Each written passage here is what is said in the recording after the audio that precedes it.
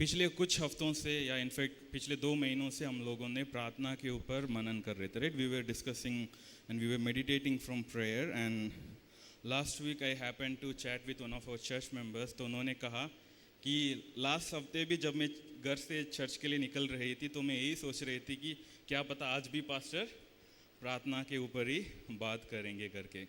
लेकिन जब यहाँ पर टॉपिक आया तो कुछ अलग था. लेकिन उस टॉपिक का फर्स्ट पॉइंट क्या था? प्रेयर. तो उन्होंने बताया कि तो मुझे लगा कि पास्टर कुछ भी हो प्रार्थना के बारे में बात करना नहीं छोड़ेंगे करके. But that is not going to be the case today. आज मैं सच में किसी और टॉपिक के ऊपर बात करने जा रहा हूँ. And that is faith from the history. इतिहास में, यानी बाइबल की इतिहास जो हमारे पास है उसमें से विश्वास के बारे में मैं आप लोगों को कुछ बताना चाहता हूँ. I am going to talk with you about faith which we find in the early pages of the Bible. एंड ये बहुत ज़रूरी है हमारे लिए विश्वास के बारे में सीखना, विश्वास के बारे में समझना. Because as we all know without faith it's impossible to be a believer, right. मतलब आप एक विश्वासी हो. विश्वासी के शब्द में क्या है? विश्वास है. If you are a believer it means you have faith on something, वो कोई भी चीज़ हो सकता है. If you believe that apple is tasty, which means आपके पास एक विश्वास है कि आप उस विषय के ऊपर भरोसा रख रहे हो. And that is what so essential for us as Christians when we talk about faith. और बाइबल में हमारे लिए एक सुंदर सा एक चैप्टर है जो हम Hebrews chapter 11 को जब देखते हैं वहाँ पर विश्वास के विषय में बहुत कुछ बताया गया है. एंड मैं आशा करता हूँ कि आप में से बहुत सारे लोग इन वचनों को सीखे होंगे, पढ़े होंगे. इब्रानियों की पत्री जो है हम नहीं जानते हैं कि इसे किसने लिखा है.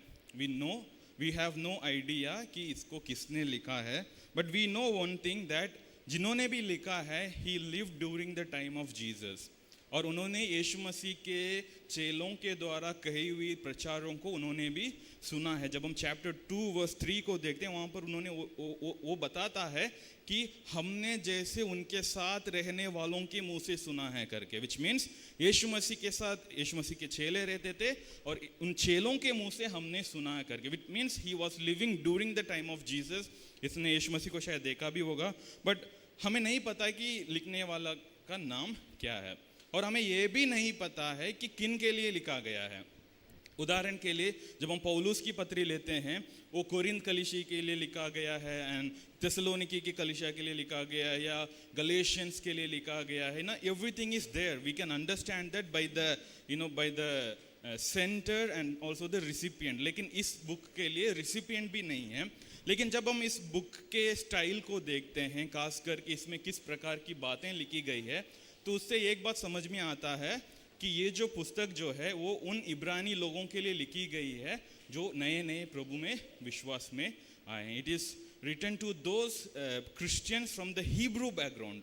ठीक है, जो इब्रानी पृष्ठभूमि से आने वाले मसीहियों के लिए लिखा गया है. इसलिए इस बुक का टाइटल दिया गया the epistle to the Hebrews, मतलब इब्रानी लोगों के लिए लिखी गई एक पुस्तक है.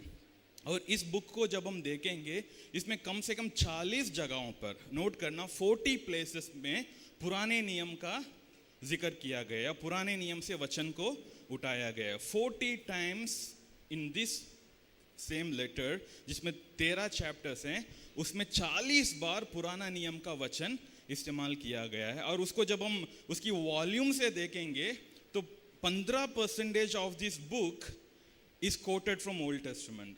मतलब जिन्होंने भी इसको लिखा उसमें उन्होंने 100 शब्द लिखा है तो उसमें से 15 शब्द तो इसने ओल्ड टेस्टामेंट से ही कॉपी करके यहाँ पर, मतलब उसका रेफरेंस यहाँ पर वो लिखते जा रहा है. यही और भी हमें प्रॉमिस करता है कि this book has been written to the Hebrew people, क्योंकि वो लोग पुराने नियम को अच्छे से जानते हैं. It's like talking in our own language, right. जिस भाषा हमें समझ में आता है उस भाषा में हम उनसे बात करें ताकि वो उसे और अच्छी रीति से समझ सके. और जब हम इस पूरे बुक्स को जब हम पढ़ते हैं चैप्टर 1 से लेकर 10 तक, इनमें 4 मुख्य बातों के विषय में जिसको यीशु मसीह के साथ तुलना की जा रही है. Jesus has been compared with 4 historical figures or historical importance of Jewish tradition. पहली बात है angels and Torah. चैप्टर 1 और चैप्टर 2 में जब हम देखेंगे, इब्रानियों की पत्री में लेखक कहता है कि यीशु मसीह स्वर्गदूत से भी ऊपर है, और तुम्हें जो व्यवस्था मिली है जिसको तोरा कहते हैं, the first 5 books of the Bible, उससे भी यीशु मसीह महान है करके। और उसके बाद he is greater than Moses and the promise land. यीशु मसीह जो मोसेस हैं, मोसेस कौन है? मूसा, जो इजरायली लोगों को मिस्र देश से छुड़ा करके लेकर आता, उससे भी, और जो वायदे की जमीन पर इजरायली लोग जाने वाले थे, और उस जमीन से भी यीशु मसीह महान है करके बताया गया है। और उसके बाद महायाजक और मलकीजेदेक भी एक याजक था। पुराने जेनेसिस में हम देखते हैं, लेकर कहता है कि पुराने नियम में जितने भी महायाजक थे, जितने भी प्रीस्ट थे, उन सबसे बढ़कर हाई प्रीस्ट कौन है? यीशु मसीह। और फोर्थ है कि यीशु मसीह महाबलिदान है। He is the greatest sacrifice and he is the biggest covenant that we have received. पुराने नियम में यहूदी लोग सब बलि चढ़ाते थे परमेश्वर के सामने, पाप निवारण बलि, धन्यवाद की बलि, अलग अलग भेंट चढ़ाते थे। लेकिन यहाँ पर लेकर कहता है, आपने आज तक जितने भी बलि चढ़ाया, उन सब से बढ़कर यीशु मसीह है। And by comparing all this historic importance of Israelites, the writer is trying to say कि आपने अब तक जितनी भी चीज़ों को अनुसरण किया, उन सब से बढ़कर यीशु मसीह है। he is God in human form करके वो बताता है। ये सब इसलिए बोल रहा है so that the people could stand firm for their faith। जब भी एक नई चीज़ को लोग अनुसरण करना शुरू करते हैं, आप में भी बहुत सारे लोगों ने शायद अपने जीवन के बहुत दिनों के बाद प्रभु यीशु मसीह को ग्रहण किया होगा, तो आपको पता है कि when the first few steps that you take in Christ Jesus is very difficult, क्योंकि आप अभी एक पुरानी रिवाज को छोड़कर आ रहे हो, and you are confused with lot of things. आपके अंदर बहुत सारे प्रश्न हैं, आपके ऊपर बहुत सारे दबाव है या सताव कह सकते हैं। तो उन सब चीज़ों के बीच में आप प्रभु में कैसे बढ़ोगे? आपने अभी एक सच्चाई को जान लिया, आपने अभी एक चीज़ को महसूस कर लिया कि ये सत्य है और मैं अपना पुराने जीवन को त्यागने के लिए तैयार हूँ, लेकिन क्या मदद करेगा आपको? मतलब if you talk about Hebrews, they had a very rich heritage. हम अपने परदादा के नाम नहीं बोल सकते, लेकिन ये लोग तो पीढ़ियों से पीढ़ी तक बोल सकते हैं। They had a huge very rich background, very rich history for themselves. तो जब उन सब को छोड़कर अचानक एक व्यक्ति, एक यहूदी, जिसको लोग कहते हैं कि ये तो लकड़ी काम करने वाले का बेटा है, and he is been killed now, और पता नहीं अभी कहाँ है, that's what people were thinking. और उन लोगों को हम कैसे मदद करेंगे कि वो जो प्रभु को ग्रहण किया है उसमें वो बने रहेंगे? And there comes chapter 11, there comes chapter 12। 1 से लेकर 10 तक वो यीशु मसीह का तुलना करता है पुराने नियम में, और फिर 11वीं चैप्टर में आके विश्वास के बारे में बात करता है। And that's where we are going to meditate, that how from the history, इतिहास से हम क्या क्या देख सकते हैं विश्वास के बारे में, और उससे हम क्या सीख सकते हैं। Let's go through few versus. Chapter 11 का फर्स्ट वर्स जब हम देखते हैं, पहला वचन में ऐसा लिखा है, now faith is confidence in what we hope. Hindi में यदि हम देखेंगे, लिखा है, अब विश्वास आशा की हुई वस्तुओं का निश्चय है। विश्वास क्या है? आशा की हुई वस्तुओं का निश्चय है। और जब हम इंग्लिश में उस शब्द को देखते हैं, लिखा है कि confidence, the confidence that we have in the hope that we have. मतलब हमारे अंदर एक आशा है, जिसको पौलुस और सुंदर तरीका से बोलता है कि एक जीवित आशा है, the living hope. as believers we have a hope, and that hope is also a living hope। और यहाँ पर ये लेकर कहता है कि विश्वास क्या है? उस आशा के ऊपर आपका जो निश्चय है, the confidence that you have over that hope, that is called faith। और जो यहाँ पर जो कॉन्फिडेंस का जो शब्द है, इंग्लिश में कॉन्फिडेंस है, हिंदी में निश्चय है, उसका ग्रीक वर्ड है दैट इज hypostasis। इस शब्द का मतलब क्या होता है? द अंडरलाइंग फंडामेंटल स्टेट और substance that supports all of reality. मतलब जब हम कॉन्फिडेंस कहते हैं, बाइबल में जो शब्द लिखा गया है उसका अर्थ क्या है कि हर एक सच्चाई, जो रियलिटी हम कहते हैं, if you believe something is real, और उसकी फंडामेंटल स्टेट और हर एक चीज जो उसको सपोर्ट करती है. If I say that I have confidence in my driving skills, तो उससे मैं क्या कहना चाह रहा हूँ कि मैंने जो लेसन सीखा उस पर मेरा भरोसा है, मैंने जो टेस्ट ड्राइव दिया है उस पर मेरा भरोसा है, उससे बढ़कर के मेरे गाड़ी के ऊपर मेरा भरोसा. I have the complete fundamental state and the understanding of the vehicle that I am driving. वही होता है फेथ. मतलब ये थोड़ा हमें समझना मुश्किल है, but we have to understand that when the author of this book is writing the word faith and he is using the word confident to underline the word faith, वो यही कहना चाह रहा है कि सच्चाई की हर एक पहलू, मतलब आप सच्चाई को किस भी रीति से समझ पाओगे और उसको यदि आप समझने लगोगे, दैट इज कॉल्ड कॉन्फिडेंस. मतलब I am confident that this is true.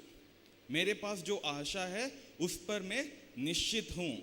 वो हमारे देश में बोलते मैं टोक कर कह सकता हूँ, मतलब I can watch on it. मैं किसी भी हद तक I can bet on it कहते हैं ना. And that is what confident here. And you know as believers, विश्वासी होने के नाते हमें इस प्रकार की कॉन्फिडेंस होना चाहिए हमारे विश्वास में. Faith is confidence in what we hope for. तो हम क्या होप करते हैं? अब वो भी तो सवाल है. ऐसे नहीं कि आप कुछ भी होप कर लो. आज भी दुनिया में ऐसे बहुत सारे लोग हैं जो होप करते हैं कि दुनिया फ्लैट है, और उनके कॉन्फ्रेंस भी होते हैं. वो लोग बड़े बड़े ब्लॉग्स लिखते हैं, वीडियोस बनाते हैं, ये स्थापित करने के लिए दुनिया फ्लैट है, दुनिया गोल नहीं है करके. You know, having confidence is something and having confidence on the right thing is something. और वही यहाँ पर वो कह रहा है कि हम जिस पर आशा करते हैं, तो विश्वास में मजबूत होने से पहले आपको आपकी आशाओं के ऊपर काम करना जरूरी है. You have to work on the hope that you have. समझ रहे हैं ना, कि ऐसा नहीं कि आपने कोई गलत आशा उठा लिया और उसके ऊपर आप अटल बनकर रहे हो कि नहीं यही सच है. You are wrong. यहाँ पर जब आशा की बात होती है, वचन हमें मदद करता है. What is that we hope? Hope क्या है? जो भविष्य में होने वाला है. We hope that Jesus is going to come back. हम आशा करते हैं कि यीशु मसीह वापस आने वाले हैं. हम आशा करते हैं कि हमारा पुनरुत्थान होगा. हम आशा करते हैं कि हमारे प्रभु यीशु मसीह के साथ अनंत काल का जीवन तय किया गया है.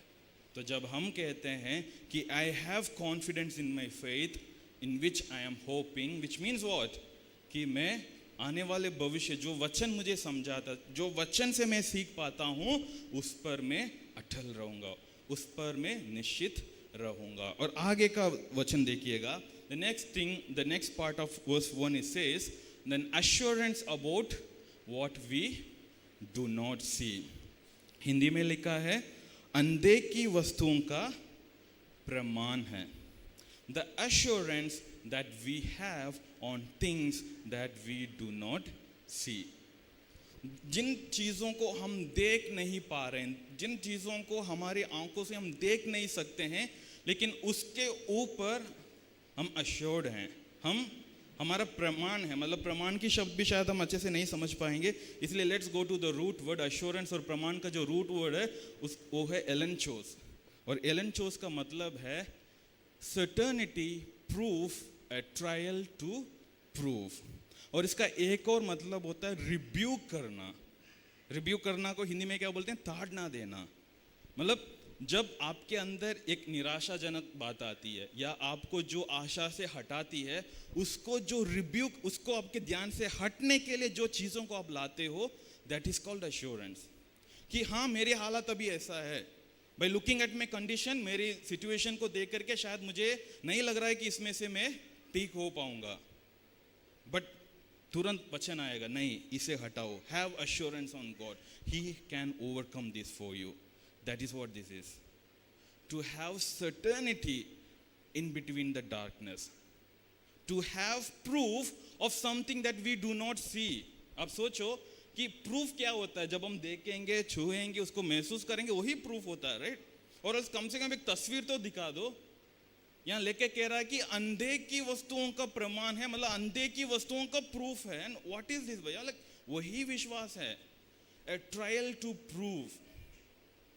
किसी बात को स्थापित करने के लिए जो when you talk about court कचहरी, वहाँ पर भी यही होता है, सुनवाई होएगी, विटनेसेस को बुलाएंगे और वो आकर के बोलेगा हाँ मैंने अपनी आंखों से देखा, या बहुत सारे टेस्ट किए जाएंगे, ये सब ट्रायल्स होते हैं टू प्रूव समथिंग। बट यहाँ पर लेखक उस शब्द को इस्तेमाल करके बोल रहा है कि you are proving something that is not at seen. कितनी एक अद्भुत बात है। हम जो विश्वास के, हम बड़े साधारण शब्द से कह देते हैं कि हम विश्वासी हैं, लेकिन विश्वासी की महत्वपूर्णता को अब देखो। You are talking about something that is not at seen. अनदेखी वस्तुओं का प्रमाण है, प्रमाण यह है कि आप उस पर निश्चित हो, आप उसके लिए सबूत प्राप्त कर चुके हो, आपने उससे होकर के गुजरा और आपको पता है कि यही सच्चाई है। एंड एक वचन में लेखक बड़े सुंदर तरीके से विश्वास का वर्णन कर दिया है। Faith is something that we have confidence on for the hope that we have and the assurance about what we do not see. अब समझ गए ना विश्वास क्या है।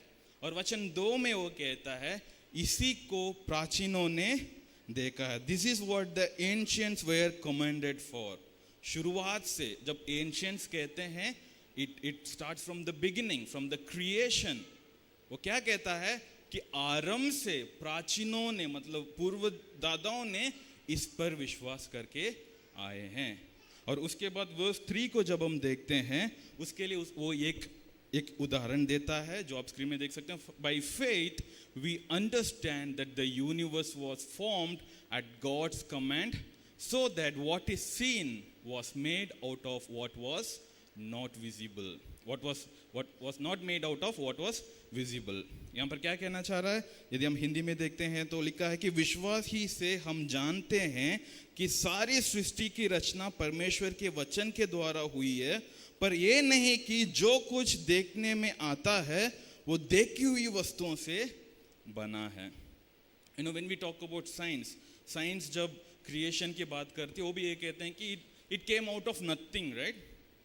Out of nothing, and they say the word the big bang theory, जिससे कि सब चीजें प्रकट हुई। और वचन यहाँ पर क्या कह रहा है कि परमेश्वर के शब्द से क्रिएशन हुई है। और इसका मतलब ये नहीं कि जो है उसमें से क्रिएशन हुआ, जो था ही नहीं उससे ये रचना हुई है। कितनी अद्भुत बात है। Out of things that was not visible God made the visible things. समझ रहे ना? जो अनदेखी वस्तुओं से परमेश्वर ने हमारी अपनी आंखों से हम जो देख सकते हैं उसको परमेश्वर ने बनाया है। जब जेनेसिस 1:1 हम देखते हैं, उसमें ये लिखा है कि in the beginning God created the heavens and the universe, earth. उसके पहले क्या था? कुछ नहीं था। और यहाँ पर हिब्रानियों को लिखने वाला कहता है कि so that what is seen was not made out of what was visible, and this is what we believe in. When we talk about creation, when we talk about the purpose for which this world was created, हम इस बात को जानना चाहिए, it has been created by the words that came out of the mouth of our creator। हमें रचने वाले परमेश्वर के मुंह से जो शब्द निकली है उससे आया है। और ऐसा नहीं कि कुछ चीजें वहां पर रखी हुई थी, उसके ऊपर परमेश्वर ने बोला और दुनिया बन गई। परमेश्वर ने नथिंग के अगेंस्ट बोला। God spoke against nothing to create something। और इस प्रकार बोलने के बाद then he goes on to the people from the history। जो हम पहला जो देखने वाले हैं वो है from the life of Abel। Abel के बारे में कितने लोग जानते हैं? कुछ सवाल पूछूंगा। आबेल कौन है? आदम का कौन सा नंबर पे आता है? दूसरा बेटा। आबेल क्या करता था? भेड़ बकरी चराता था। आबेल के साथ क्या हुआ? किसने मर्डर किया? कैन कौन है? बड़ा भाई। हम सब जानते हैं, राइट? मतलब जब आदम और हवा को परमेश्वर उस एदेन वाटिका से बहा देते हैं, and after that they come together, they have children. पहला वाला का नाम कैन था, दूसरा वाला का नाम एबेल था। कैन जाकर के खेती करता था और एबेल मतलब चरवाहे का काम करता था। He started herding flocks. और एक दिन दोनों भाइयों ने मिलकर परमेश्वर के लिए बलि चढ़ा रहे थे। And this is the first noted or recorded offering that the human being ever gave to the Lord. परमेश्वर के लिए पहली बार इंसान बलि चढ़ा रहा है. उसके पहले हम देखते हैं कि परमेश्वर ने इंसान के खातिर एक मेमने को मारा था, to dress Adam and Eve. लेकिन यहाँ पर इंसान परमेश्वर के लिए बलि चढ़ाता है. और उसके बाद हम जानते हैं जब दोनों ने जाकर के बलि चढ़ाया तो परमेश्वर को एबेल का ऑफरिंग अच्छा लगा और कैन का अच्छा नहीं लगा. जब भाई को पता चला, बड़ा भाई गुस्सा हो गए, छोटा भाई को बोला भैया थोड़ा घूम के आएंगे. घूमने गए थे, वापस कैन अकेला आ रहा है. परमेश्वर पूछ रहा है कि आबेल कहाँ है, तुम्हारा भाई कहाँ है? तो क्या बोलता है वो, क्या मैं मेरा भाई का रखवाला थोड़ी हूँ? और उसके बाद परमेश्वर उसको श्रापित करता. हम सब कहानी जानते हैं. आपको क्या लगता है क्यों परमेश्वर ने एबेल का ऑफरिंग को ग्रहण किया और कैन का ऑफरिंग को ग्रहण नहीं किया? जल्दी बताइए क्यों? Okay, I think if Abel gave the best, that also means कि कैन ने भी अपना बेस्ट ही दिया. ऐसे नहीं कि शायद कुछ सड़ा हुआ चीज़ों को जाकर के दिया होगा.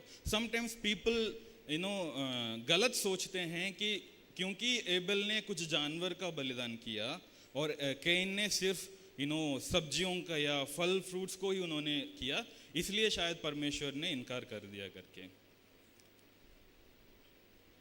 बोलिए, बताइए बताइए क्या है?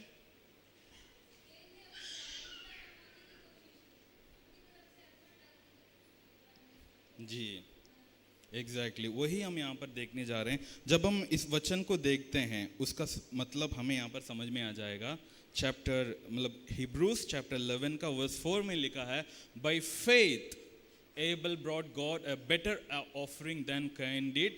By faith he was commended as righteous when God spoke well of his offerings, and by faith Abel still speaks even though he is dead. मतलब जो घटना जेनेसिस चैप्टर 5 में हुआ है वहाँ पर क्या रीज़न है हमें नहीं पता, लेकिन जब हम हिब्रूज 11 को पढ़ते हैं इससे हमें कुछ प्रकाशन मिलता है कि क्यों परमेश्वर ने आबेल का ऑफरिंग को ग्रहण किया और कैन का ऑफरिंग को इनकार किया. इसलिए नहीं कि आबेल ने सबसे उत्तम चीज़ों को लेकर, हालांकि उसने लेकर आया, but that was not the reason. इसलिए भी नहीं कि आबेल ने शायद बड़ा एक धार्मिक जीवन जिया है, हो सकता है he was living A righteous life, but that was not the reason. Only reason was because of faith. मतलब जब आबेल परमेश्वर के लिए अपना एक बकरे को पकड़ने या कोई मेमना को पकड़ने के लिए जा रहा था, उसके अंदर एक विश्वास था कि मैं परमेश्वर के लिए जो करने जा रहा हूँ वो उत्तम होगा, क्योंकि परमेश्वर उसको उत्तम बनाएगा. Who makes our life better? हमारा एफर्ट्स नहीं, God makes our life better. हम जो भी करते हैं वो परमेश्वर उसे उत्तम बनाता है. इसलिए दाऊद भी जब प्रार्थना करता है वो कहता है कि हे प्रभु मेरे बलि तुम्हारे सामने ग्रहण योग्य हो. ही हैज फेथ कि जब मैं कुछ बलि चढ़ाऊंगा प्रभु के सम्मुख में, प्रभु उसे ग्रहण योग्य बनाएगा.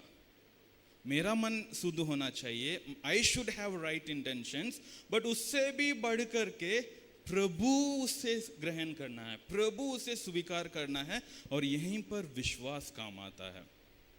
कई बार हम मसीही होकर के जब हम प्रभु के लिए कुछ करते हैं या हम जब कुछ काम करते हैं, हमें हमेशा शक रहता है कि क्या इसे प्रभु ग्रहण करेगा, क्या मैं सही कर रहा हूँ, क्या ये इससे कुछ फ़ायदा होगा. We should have this faith that just like Abel had. जैसे आबेल के अंदर वो विश्वास था कि मैं जो लेके जा रहा हूँ वो उत्तम होगा. And God is going to bring that. God is going to do that for me. हमें ये बात समझना ज़रूरी है. और वही परमेश्वर क्या कहते हैं, कैन को भी बोलता है. जब कैन गुस्सा हो जाता है, आप जेनेसिस 4 के 7 में देख सकते हैं, परमेश्वर कहता है कि if you do what is right will you not be accepted. यदि तुम भी सही रीति से किए होंगे तो तुम भी तो ग्रहण किए जाओगे. परमेश्वर के पास वहां पर ऐसा नहीं था कि मैं सिर्फ एक को ही चुनूंगा. God could have accepted both of their offerings, but God was looking at their heart. God was looking at their faith. और परमेश्वर को सिर्फ आबेल के अंदर विश्वास नजर आया, काइन के अंदर विश्वास था भी नहीं, और होगा भी कैसे? भाई के अंदर पहले से इतना जेलसी है, इतना जलन है, थोड़ा सा अपना भाई को कुछ अच्छा हो गया तो वो जलने लगा. And such people cannot have faith in their life. We should understand, my dear church, if we need to offer something to God, if we need to do something to God, and if we want God to accept it, उसके लिए हमें विश्वास होना ज़रूरी है. Faith is the thing that will make us, that will enable our offering to be accepted by the Lord. वही मैं पहला बताना चाहता हूँ. From Abel's life we understand that faith helps us to worship God in the right way. विश्वास हमें परमेश्वर के प्रति एक सही आराधना करने में मदद करता है. Without faith you cannot worship Lord in the right way, in the way that He intended us to worship. वो वचन में हम देख सकते हैं कि आबेल के विषय में एक वचन लिखा है, लेकिन उसमें 3 बार विश्वास का शब्द आता है. बाई फेथ, मतलब सोचो आबेल अभी एक ऑफरिंग लेकर के आ रहा है प्रभु के सामने, उसमें भी विश्वास उसे मदद कर रहा है कि वो बेस्ट ऑफरिंग हो. और उसके बाद लिखा है by faith he was commanded as righteous. अब ये भी सोचो, परमेश्वर ने आबेल को राइचियस करके इसलिए नहीं बोला कि आबेल ने अच्छा ऑफरिंग लेकर आया, राइट? क्योंकि परमेश्वर ने सब कुछ बनाया. God knows what is best. It's not as humans to go and से टू गॉड कि प्रभु यही उत्तम है, ग्रहण करो. नहीं. But how God made him righteous, that was also because of Abel's faith. देखो हमारा विश्वास कितना काम करता है. It's not only to choose the best for the Lord, but even to be declared righteous by God, we need to have faith. यदि परमेश्वर के द्वारा यदि आपको धर्मी करके आपके ऊपर एक मोहर लगनी है तो उसके लिए भी आपको विश्वास की जरूर है. Without faith you can not be commanded as righteous. वही इसका अलग स्टेटमेंट है ना. If you need to be righteous, if you want to be righteous, you need to have faith. विश्वास हो तभी आप राइचियस कहलाए जाओगे. और आगे क्या लिखा है? And by faith Abel still speaks even though he is dead. आज तो अबेल हमारे बीच में नहीं है, लेकिन आज भी हम उसके बात कर रहे हैं. It's because of the faith that he had. It's because of the faith that Abel had on the Lord. कितना ज़रूरी है विश्वास हमारे लिए. वो मरने के बाद भी आज भी बात कर रहा है. According to the author of Hebrews, even after he is dead, he is still talking today because of the faith. उसका विश्वास आज भी बात कर रहा है. उसका विश्वास उसे मदद किया परमेश्वर के लिए उत्तम बलि ले जाने के लिए. उसका विश्वास उसे मदद किया परमेश्वर से धर्मी का एक मोहर प्राप्त करने के लिए. और उसका विश्वास आज भी उसे मदद कर रहा कि वो हमसे बात करे. How important is faith to worship God in the right way. हम वर्शिप की बात करते हैं, आराधना की बात करते हैं, प्रशंसा की बात करते हैं, स्तुति की बात करते हैं, प्रार्थना की बात करते हैं. Do we have faith? क्या हमारे अंदर वो विश्वास है जो इसे उत्तम बनाएगा या हमें सही मार्ग पर ले जाएगा? There are many people who comes to church. बहुत सारे लोग हैं जो चर्च आते हैं without faith. They come, they attend the church as if it's a program, it's just an event जिसको उन्हें अटेंड करनी है. किसी ने बुला लिया या घर पर रहेंगे तो मम्मी पापा डांटेंगे, चलो लेट्स गो. विश्वास नहीं है, so it is not of any use for you.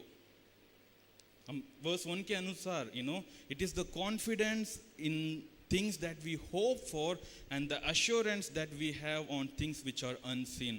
यदि ये 2 चीज़ आपके अंदर नहीं है तो आप प्रभु को सही रीति से आराधना भी नहीं कर सकते. How much faith is important for us, my dear church, when we say कि हम प्रभु के सम्मुख में आराधना करने के लिए चला, मैं प्रभु के सामने अपना बेंच चढ़ा रहा हूँ. I must have faith to know that God is accepting me.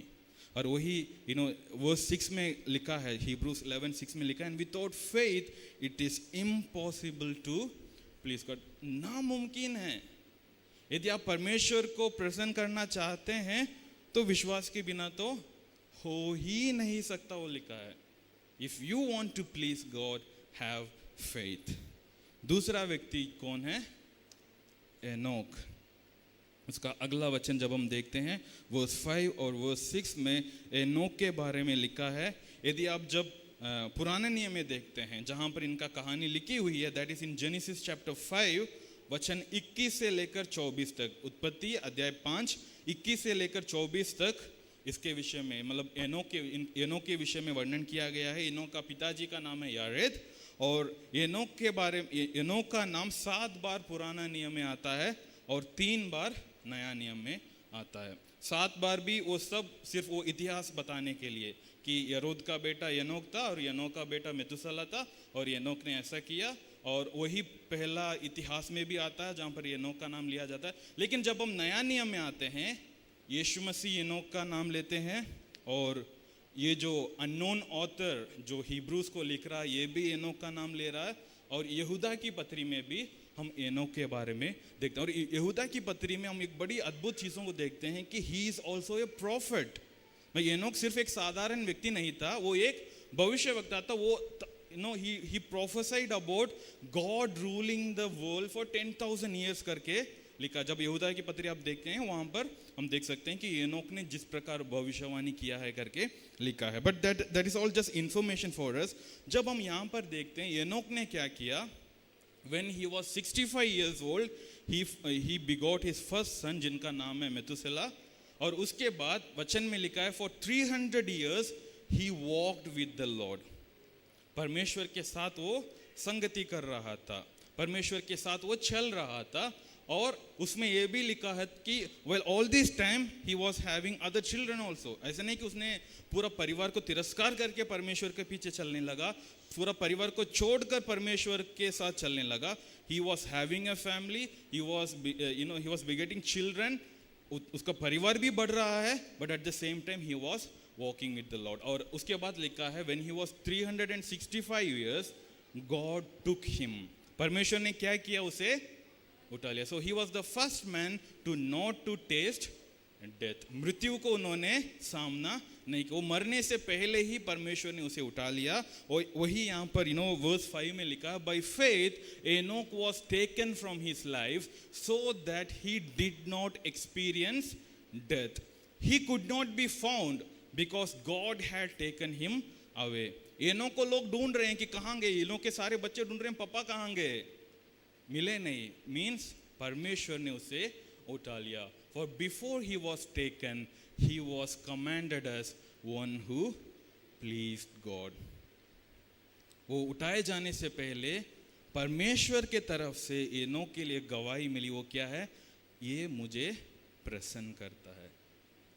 He was pleased, one who pleased God. मतलब can you imagine you are pleasing God? हमारे घर में जो बच्चे हैं उनको प्लीज करने के लिए ज़्यादा मेहनत करने की ज़रूरत नहीं है. Just give them a small chocolate, they will be pleased. उनको थोड़ा बाहर घुमाने ले चलो, they will be pleased. यहाँ पर वचन में कह रहा है कि एनोक ने परमेश्वर को प्लीज किया. Enoch pleased God. कितना मुश्किल रहा होगा to please God, because the standard of God is so high. The holiness of God is so high. हम नया नियम में आने के बाद we have Jesus, and through his mediation we have been made as his children. ये तो पुराने नियम की बात है जहाँ पर वो परमेश्वर को प्रसन्न कर रहा है by his life. And that was possible not because of his righteousness, जैसे यहाँ पर लिखा है उसके विश्वास के कारण. if we go to Genesis chapter 5 जहाँ पर इसके विषय में लिखा है, वहाँ पर इस प्रकार लिखा है कि 2 बार, मतलब 21 से लेकर 24 4 वचन एनोक के बारे में बताया गया है. उन 4 वचन के अंदर 2 बार इस प्रकार लिखा है कि एनोक ने परमेश्वर के साथ चल रहा था. Enoch was walking with God. NLT translation में ऐसे लिखा है, Enoch walk in close relationship with God. वो सिर्फ परमेश्वर के साथ चल नहीं रहा था, but he had a close relationship with God. No just walking with someone. Let's take an example कि हम ट्रैवल कर रहे हैं. यू ट्रैवल ऑन मेट्रो, आपके साथ कोई बैठा है. यू आर, लेट्स से कि you are travelling with that person. But to say that you are travelling with a close relationship with someone, वो तभी होगा जो जिसको आप पसंद करते हो, जिससे आप प्रेम करते हो, वो आपके साथ है. You understand? You know, just not walking with God, but walking in a close relationship with God. NIV में लिखा है, क्या लिखा है? He says Enoch walked faithfully with God. पूरे विश्वास के साथ वो परमेश्वर के साथ चल रहा था. Just walking with God. Enoch के लाइफ से हम एक चीज समझ सकते हैं, वो एक चीज सीख सकते हैं, वो है कि faith helps us to have fellowship with God. आपको परमेश्वर के साथ संगति चाहिए, आपको परमेश्वर के साथ का संबंध चाहिए. आपको सबसे ज़रूरी बात क्या है? आपके अंदर सबसे ज़रूरी बात क्या होना चाहिए? विश्वास. To have fellowship with God you need to have faith, and this faith will go against all the odds. अब समझ रहे हैं ना? ये विश्वास हर एक चीज़ों के विपरीत जाकर भी आपको मदद करेगी कि आप परमेश्वर के साथ संबंध रख सकते हो. एनोक के पास एनोक की पत्नी था, है ना? he had his wife, he had his children, and इन सब के बीच में भी एनोक के पास समय था, या एनोक के अंदर वो हिम्मत था कि वो परमेश्वर के साथ गहरा संबंध रख सके. Can you imagine when they use this word, he was walking with God? If you imagine that in a literal sense, वो कितना सुंदर लग रहा होगा. वही यहाँ पर एक तस्वीर जैसे लिखा है कि परमेश्वर की उपस्थिति की ओर ये चल रहा है. It's just knowing that God is with me. ये सिर्फ इस बात को समझना कि परमेश्वर मेरे साथ है. मैं जहां कहीं जा रहा हूं, जहां कहीं मैं अपने आप को लेकर चलता हूं, कौन मेरे साथ आ रहा है? परमेश्वर मेरे साथ आ रहे हैं. I am always in close relationship with my God. मेरा आत्मिक जीवन सिर्फ संडे को नहीं होगा. मेरा आत्मिक जीवन सिर्फ मैं चर्च में आता हूँ या चर्च के लोगों से मिलता हूँ तब नहीं होता, हमेशा होगा. Because I am constantly being, traveling with my Father. I am constantly, having a fellowship with my Lord. And that is what he did. And Enoch ने भी वही किया था. By faith, he was taken from his life without experiencing death. और लिखा है कि he was commended as one who pleased God because of his faith. उसके विश्वास के कारण परमेश्वर ने भी उसे प्रसन्न किया. How beautiful his life was. विश्वास की मदद से हम परमेश्वर के साथ सही संबंध रख सकते हैं. Faith helps us to have fellowship with God. He is a man of great faith. Enoch एक विश्वास का इंसान था, इसलिए उसने उस नामुमकिन को महसूस कर पाया जो लोग शायद कभी महसूस ही नहीं किया. After that we also know one more person experienced that, but he was the first person. ये पहला इंसान था जिन्होंने मृत्यु को टेस्ट नहीं किया. He defeated death and he was taken by the Lord. परमेश्वर को एनोक इतना अच्छा लगने लगा कि परमेश्वर ने बोला कि बेटा उन दिनों में तो सब लोग 900 साल तक जी रहे थे. परमेश्वर बोल रहा है मुझे इतना रुकने की मन नहीं है. I cannot wait that long for you. बेटा तुम आ जाओ. Just come, let's have a fellowship there. And that is what faith. परमेश्वर के साथ इतना विश्वास में वो एक हो गया था कि परमेश्वर ने उसे डायरेक्ट बुला लिया अपने पास. My dear church, हमारे विश्वास कहाँ है? If we want to have a close fellowship with our Father, यदि हम चाहते हैं कि हमारा परमेश्वर के साथ सही संबंध रहे, तो हमारा विश्वास सही होना ज़रूरी है. हमारा विश्वास हमारे अंदर मजबूत रहना ज़रूरी है. Because that is what going to help us to have fellowship with God. It was faith that helped Enoch to walk with God, and it was faith that helped Enoch to testify by God that he is righteous and God was well pleased by him. And it was faith that helped Enoch to escape the experience of death because he did not taste death. विश्वास से ही ये सब हो पाया. इसलिए नहीं कि Enoch ने शायद एक अच्छा जीवन जिया, एनोक ने बाकी सब लोगों से अलग था. वो सब होने के बावजूद भी विश्वास ही वो मेन रीज़न था जिसके कारण एनोक परमेश्वर का प्रियजन माना गया. The last person that we are going to talk today is Noah.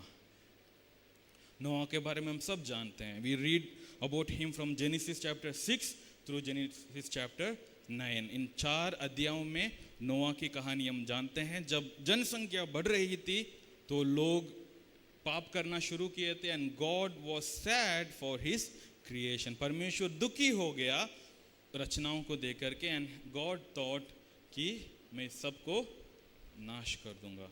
तो वहाँ पर वर्स 6 में लिखा है, but Noah find favour in the sight of the Lord.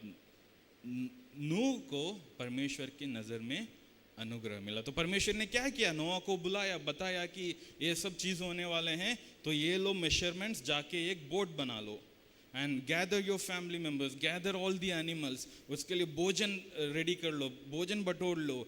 और 40 दिन और 40 रात क्या होगा, बारिश होगी. दुनिया के सारे जीव जंतु मारे जाएंगे, but you and your family and the animals inside the boat will be saved. लेकिन आपको पता है सच्चाई क्या है, उस समय तक बारिश नहीं हुई थी.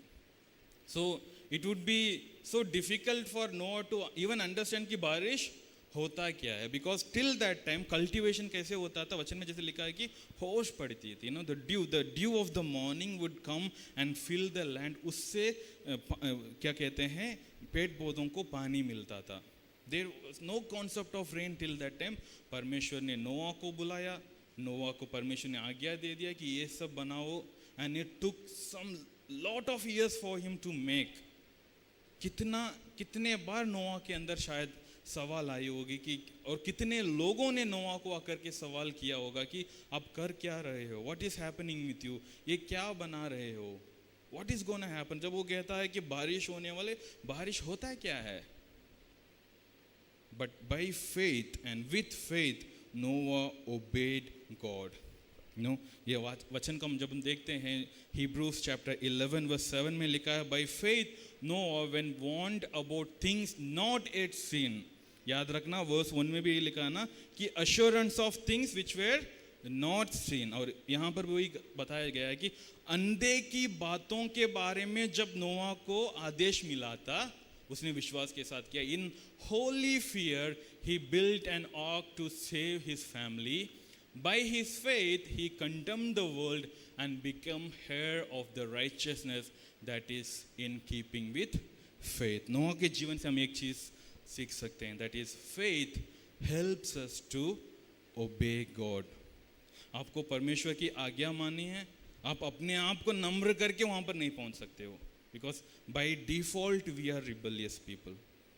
If you wish कि आपके जीवन परमेश्वर की आज्ञाकारिता से चलने वाला जीवन हो, तो उसके लिए भी आपको क्या चाहिए, उसके लिए आपको क्या चाहिए, विश्वास चाहिए. If you have faith, then only you can obey God. Let's see, few parts में हम देखते हैं. By faith Noah when warned about things which was unseen, जो हमने समझा है, बारिश तो तब तक हुई ही नहीं कभी भी, लेकिन विश्वास से नोआ ने उस चीज को किया.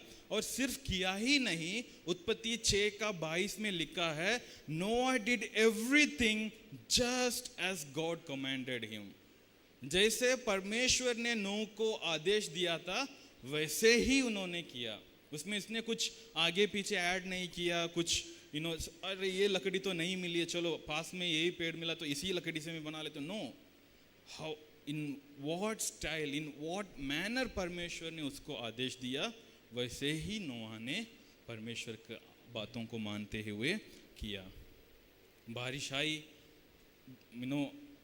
जल प्रलय हुआ, लोग नाश हो रहे थे, लेकिन नोआ के विश्वास ने नोआ को और उसके फैमिली को बचा लिया था. By faith they were saved. और वही लिखा है, by faith he condemned the world and become heir of the righteousness that is in keeping with faith. Hindi में लिखा है कि विश्वास के द्वारा नूह ने दुनिया को दोषी ठहराया करके.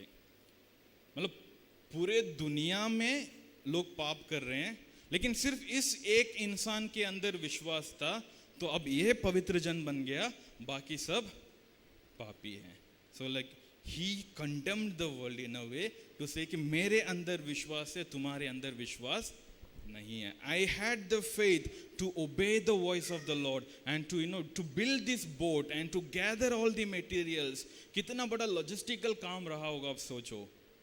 He had faith to do all these things, और सिर्फ उस विश्वास ने उसे धर्मी बनाया, बाकियों को दोषी ठहराया. और इसमें एक और शब्द को मैं आप लोगों के ध्यान में लेकर आना चाहता हूँ, फिर हम समाप्त करेंगे. जब नोआ काम कर रहा था, when Noah was working, it's written that in holy fear he did the work. भक्ति के साथ उसने काम किया करके. When I was studying the word in Greek, it says that, मैं कैसे, I'll try to explain this word in its real meaning. जब आप किसी चीज़ को जो बहुत बड़ा है या बहुत अद्भुत है, जब आप उस चीज़ को देखोगे, आपका मुंह खुल जाएगा, राइट. वाव करके आप बोलोगे, राइट. फॉर एग्जाम्पल, शायद आप लोगों ने पहली बार जब ताजमहल देखने गए हैं, the first time when you saw that building, you were awe struck by the architecture. उसको देख करके, या किसी ने आपको बहुत सुंदर सा, बहुत स्वादिष्ट एक भोजन बना के दिया, when you took the first bite, आप मुंह खोल के सिर्फ उनका तारीफ किया कि क्या बनाया आपने. You try to comprehend this word. नोआ ने जब परमेश्वर का काम किया, नोआ के मन में क्या चल रहा था कि ओ गॉड, आपने मुझे कैसे चुन लिया? How did you choose me to do this work? And Noah has been getting that revelation from God. परमेश्वर नोआ से बात कर रहा, नोआ like wow, मेरे से बात हो रही है. With that fear, with the it's not only just fear, ये सिर्फ डर नहीं है, the reverence, मतलब भक्ति के साथ आने वाले डर. और समझ रहे हैं ना? When Noah was working, he was not just working, he was not just fulfilling his commandments, fulfilling the commandment that he was given to, he was actually worshipping God. वो सच में परमेश्वर की आराधना कर रहा था काम के द्वारा. What God had given to him as a duty, उसने उसे भक्ति के साथ किया करके. With holy fear he built an ark. Which means, शायद हम ऐसे भी समझ सकते हैं कि काम करने से पहले उसने प्रार्थना के साथ शुरू किया होगा कि प्रभु आज मैं काम करने जा रहा हूँ, लॉर्ड आपने आज मुझे ये टास्क दिया है, let me go and do it. I am so happy Lord, आज आपने मुझसे बात किया, प्रभु आप तो आज मुझे इसके ऊपर तार लगाने के लिए बोला. Wow, I am going to collect some तार, और आकर के मैं उसको इस पर मारूंगा. प्रभु जी आपने आज मुझे यहाँ पर दरवाजा बनाने के लिए बोला, यहाँ पर खिड़की बनाने के लिए बोला, इन जानवरों को लेकर आने के लिए बोला, इन भोजनों को बटोरने के लिए बोला. I am so happy Lord, I am going to do it with reverence to you. और उस प्रकार नोआ ने उस काम को किया था. With utmost reverence he did like he is worshipping God. आज जब हम परमेश्वर का काम करते हैं, जब हम परमेश्वर की सेवा कर रहे हैं, how are we doing it? Do we have this holy fear? क्या हमारे अंदर ये पवित्र भय है जो हमें होना चाहिए? With that faith he was able to he was made to be declared as righteous person. उस विश्वास के कारण ही नोआ ने धर्मी ठहराया गया, जबकि बाकी सारी दुनिया को दोषी ठहराया गया था. How beautiful it is. कितना अद्भुत है जब हमारे अंदर विश्वास रहेगी, हम परमेश्वर की बातों को मान सकते हैं. In conclusion my dear church, Abel के जीवन से हमने ये समझा कि we need faith to worship God in the right way. Enoch के जीवन से हमने ये समझा we need faith to have fellowship with God. और नोआ के जीवन से हमने ये समझा कि we need faith to obey God. क्यों ना हम सब प्रभु के